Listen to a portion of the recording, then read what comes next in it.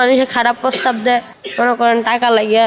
আমি মানুষের গালাগালি মানে আমার কেউ কিছু কইলে আমি ডাইরেক্ট কই যে আপনার ফ্যামিলিতে মা বোন নেই, মা বোনরাই না বলতে পারেন। আপনি যেরকম মানুষের মা বোনরা বলতেছেন এরকম তো আপনার মা বোনরা মানুষ বলবো।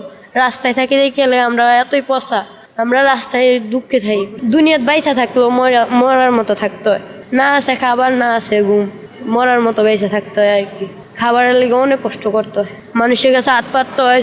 খাবারের কষ্ট সহ্য করা যায় না, সব কষ্টই সহ্য করা যায়, খাবারের কষ্ট কোনো সময় সহ্য করান যাবো না।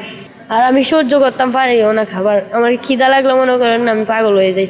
রাস্তা জগৎ থাকি মনে করেন, তারপরও মাইনা নিতে হয় খাবার। আমি তারপর ভাবি যে যদি এই গরিব মানুষ যারা রাস্তায় থাকে তার পাশে যদি কেউ থাকতো, সবাই খুশি হইলো।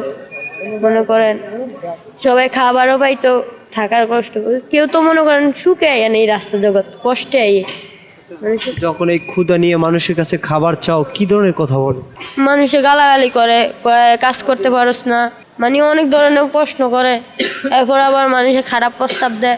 স্টেশনে বিয়ে করছিলাম, মনে করেন হ্যাঁ আমার ভালোবাসেন, কথায় কথায় গালাগালি করে। মা যতই খারাপ হোক, মা তো মা তুইলে গালাগালি করে, মা বাপ তুইলে গালাগালি করে, আমি সহ্য করি না। আমার মারক, আমি এটা ইয়া করি না, মারও আবার গালাগালি করে, লেগে আমার সহ্য হয় না। একবার জেলে গেছে 4 মাস, 4.5 মাস খাইতেইছে, কিছু বলি নাই। আইসে আমি সুযোগ দিচ্ছি, পরে দিয়া মনে করেন আবার গেছে, 1 মাসও 15 দিনও থাকে নাই, আবার গেছে, আবার 15 দিন জেল খাইতে আইসে। এই বিশুদ্ধবার আইসে, বিশুদ্ধবার আইয়া আবার পরে দিয়ে মনে করেন কি আর কোন বইনের বাসাত আসলো।